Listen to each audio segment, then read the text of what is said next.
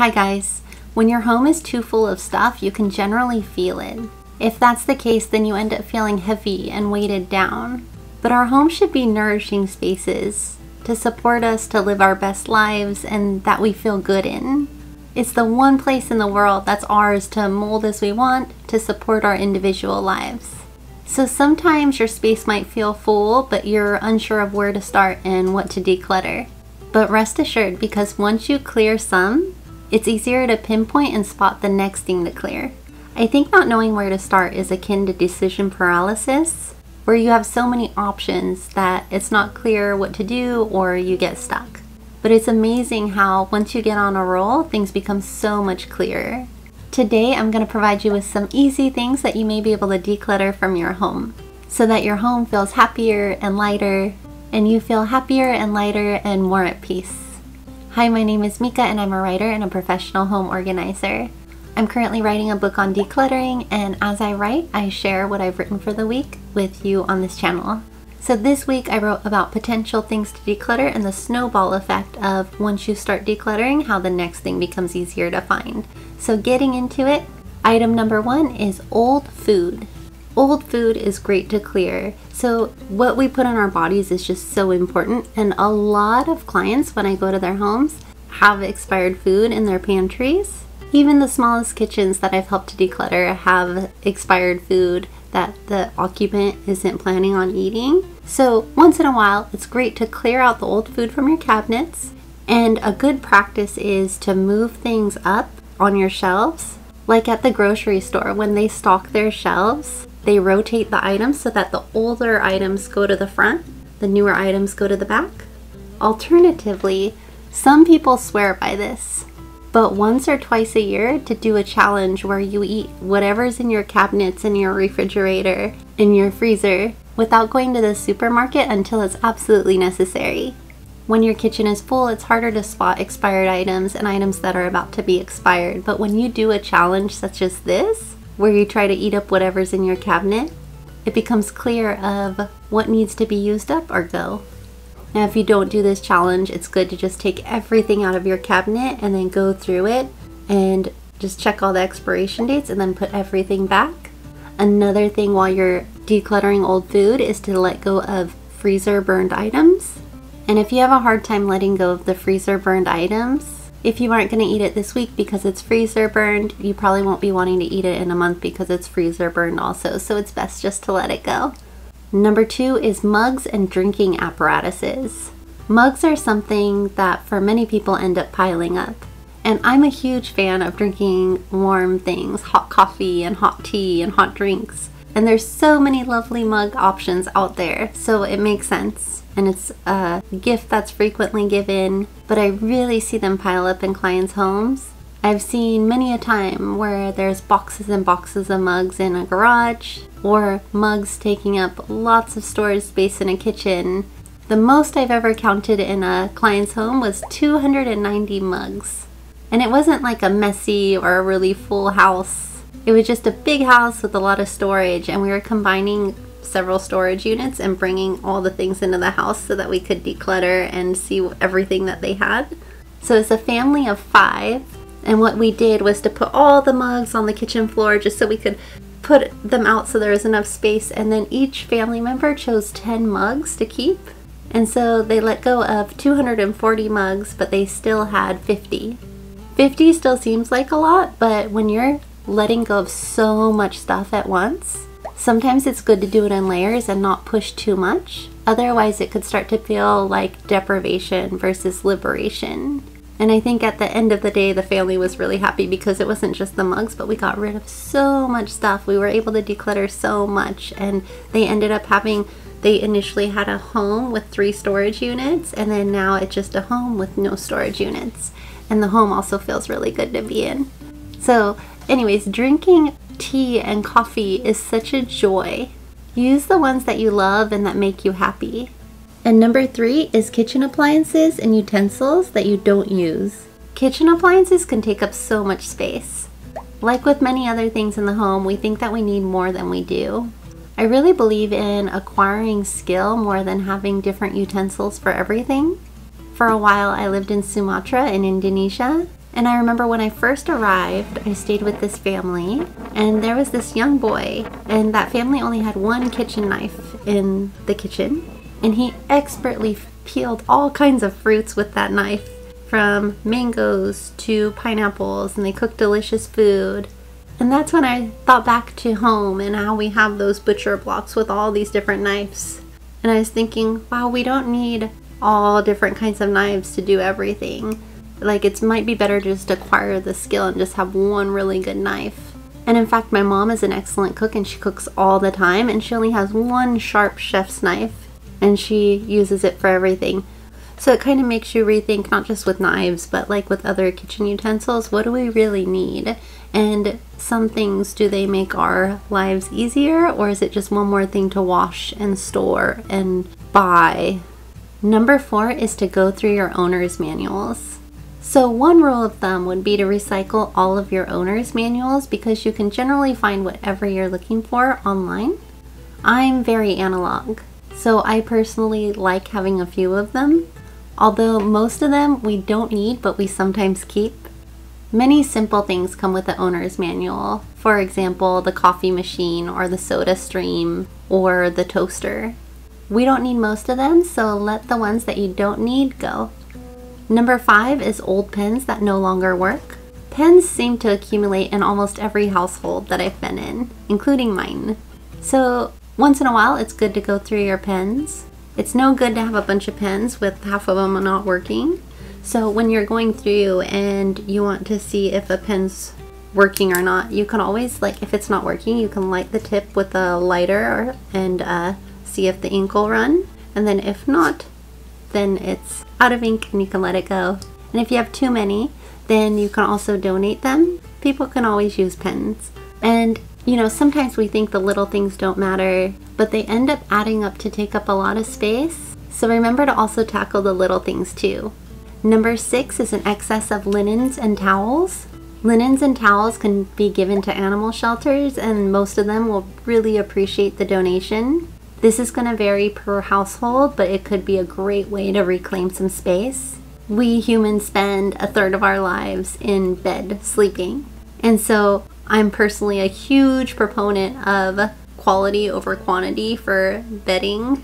I have 2 sets for this bed. The one that's on there now, and then just a backup set for when this is being on its way to the laundry. But I think having quality bedding is so important. That's like comfortable. So instead of having a bunch of it taking up a closet or a linen closet, it could be really good to pare down and just only have like 1 or 2 that are awesome quality.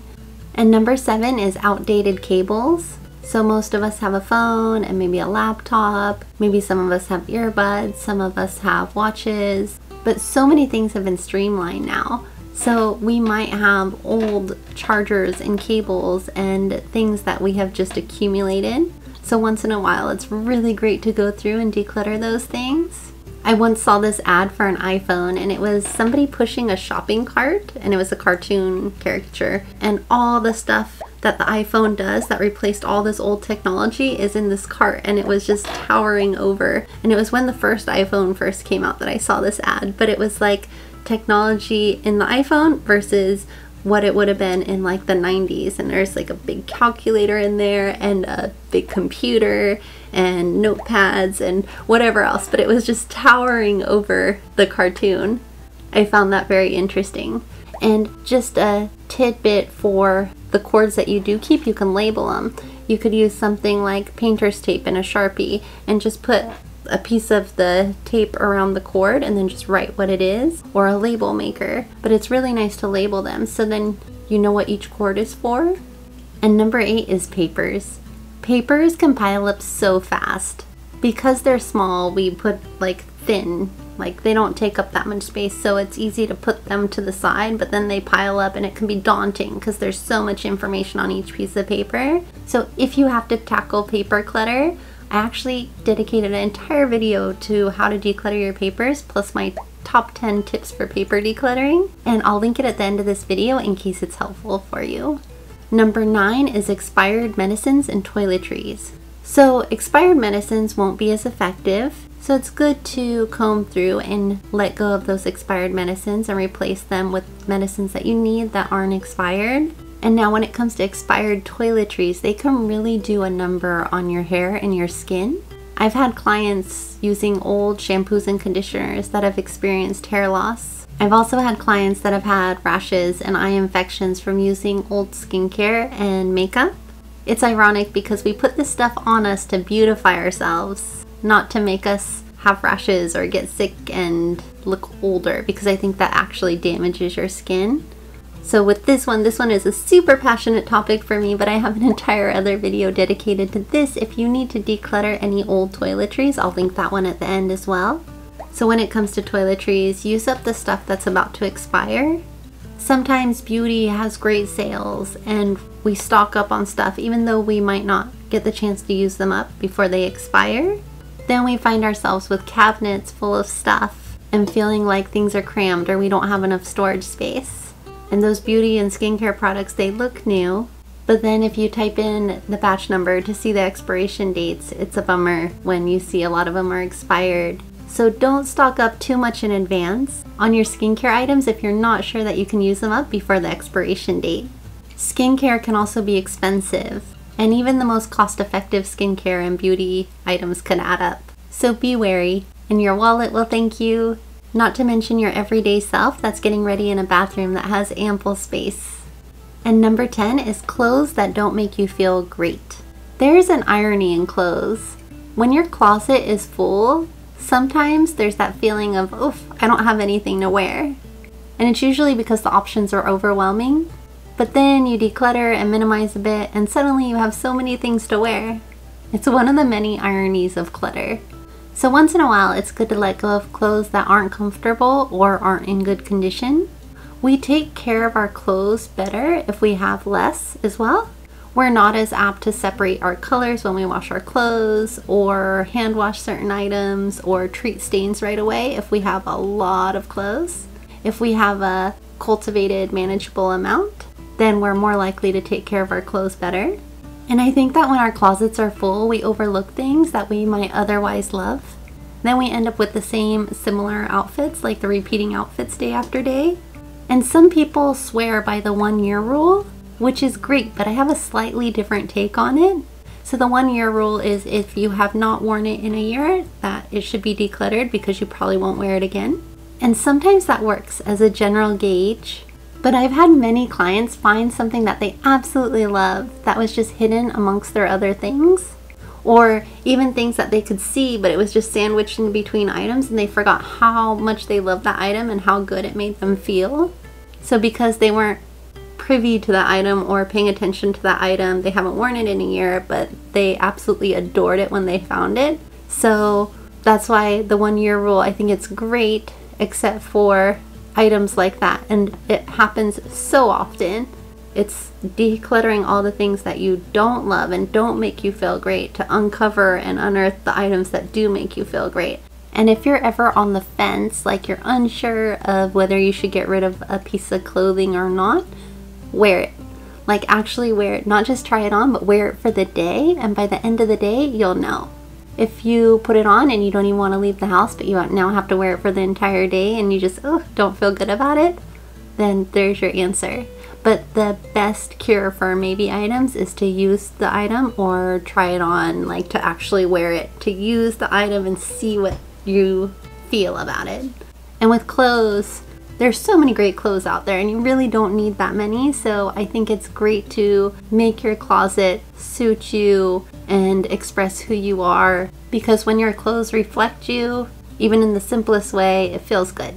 You feel good. And number 11 is anything that makes you feel bad. So this is actually a really important one, but to declutter anything with not good memories associated with it. Clutter will drop your energy anyways, but this is specifically something where it reminds you of a bad memory or a bad event or a person that you're no longer good with, or just makes you feel bad in any way. It's best to declutter these items out of your home. And number 12 is something that's different in every home. So each individual is unique, and that's what makes all of us so special. So when I'm in homes, every home is completely different. Some people struggle with paper, while some people feel like they don't have enough space in the kitchen. Some people struggle with beauty products. Some people struggle with junk mail. It's highly dependent on the household. So take a good look around you right now. Give your space a scan, and oftentimes just looking might be good enough. But if you need to, go and open drawers and walk around and feel what the issue might be in the room. Any blockages or congestion or any clutter points or corners. And then tackle it. If it's papers, set aside time to go through your papers. Have an open bag next to you and just be ruthless. Having an open receptacle or a bag that acts like a recycling or a trash can, it helps you. It makes us subconsciously want to fill it, and so it'll help you let go of more things. If your issue is junk mail, then be ruthless. Set aside the time and go through your junk mail and tackle it head on. Junk mail can add up so quickly and take up so much space. So this is actually one of my very important ones, but I wanted to leave it up to you to just feel out with your emotional barometer where it feels congested, where it feels stuck, and then just go tackle it. Declutter and let go of some of the items that you don't need to free up living space and also to refresh the energy in your home. You'll feel the difference. Do you have any ideas and suggestions of your own? If so, let me know in the comments below.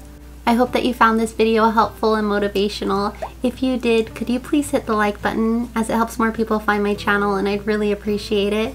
I'm going to be making a bunch more decluttering videos as I write my decluttering book, so if you'd like to see more content like this, please subscribe. And you should see the videos linked somewhere here with the paper decluttering and how to declutter your toiletries. And thank you so much for watching. See you in the next video.